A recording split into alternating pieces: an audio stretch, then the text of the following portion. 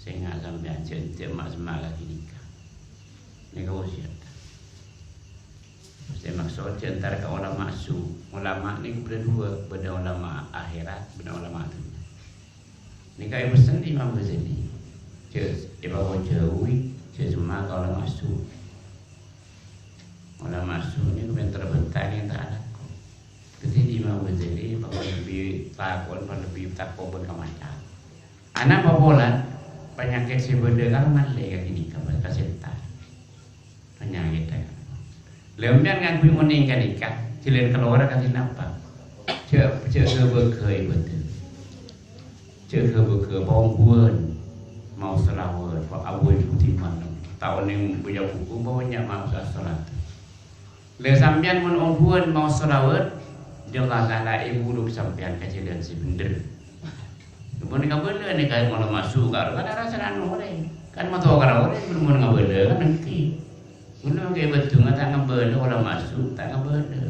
Mungkin lagi betul tak ngabela. Karena kaya fitnah masa nikah. Lemun Allah Taala buruk kesampian.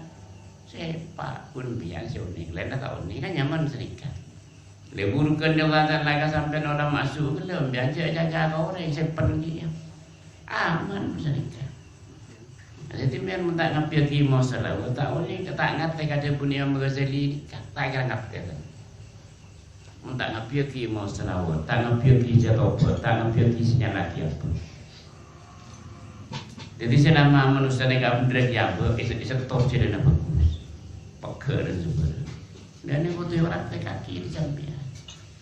Manusia ni kan aja salah. Jadi seranjang apa ia junna Allah Taala. Aku masa keleo sejam lain jangan indah Allah Taala wa Rasul. Ini kesalahan ini melarang.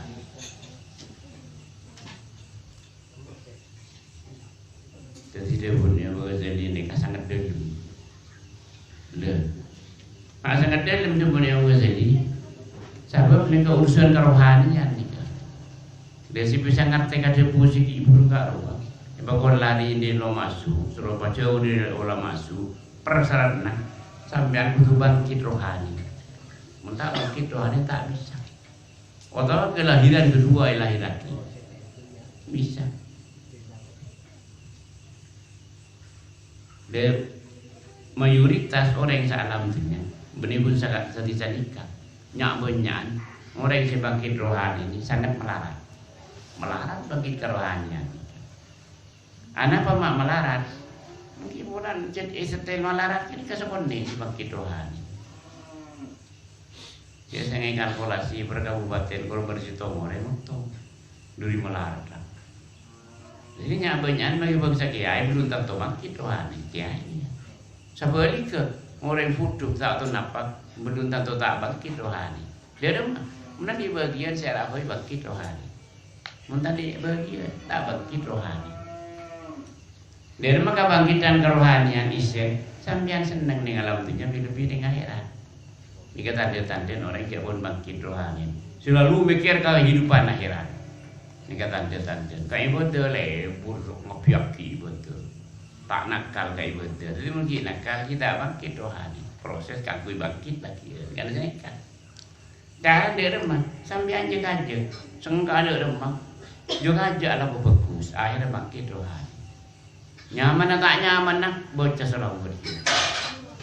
Nikah akhirnya bangkit sampai rohani. Jadi kebangkitan kerohanian nikah termasuk wajib doa aja sehingga hukum wajib. Anak apa pula? Orang pun tak bangkit rohani, apapun abang setan saya ngari malam. Saya rabu ini, kemarin apa lagi dapat salam tunya. Pukul abang setan saya malam. Saya nikah jadi. Cuma orang kan tak ngerti kan nikah, mana ngerti ya. Cering mungkin bisa kita belum tentu bangkit rohani. Tidak bangkit rohani sih ngaji. Nah pokoknya santri sih ngaji.